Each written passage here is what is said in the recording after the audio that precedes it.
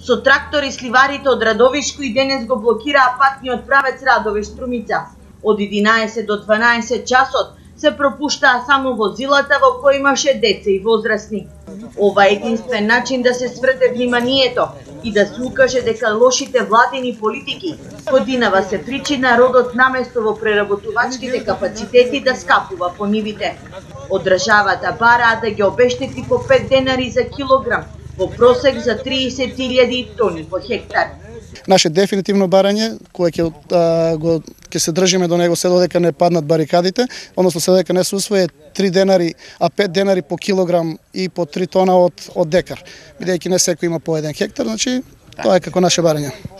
Има род, но нема откуп. Гневни се производителите, кои со овогодинешната реколта не може да си ги вратат вложените пари, а камоли пак да заработат. Моментално, како што оваа година сигурно не може да се преживее, а и ова ќе трае и повеќе години, гледам, бидејќи немаме откупни центри, немаме производствени капацитети за да може да се складира таа слива и да се преработува, и мисля и сливарството веќе ќе замре. Со таа цена тоа е безсмислено.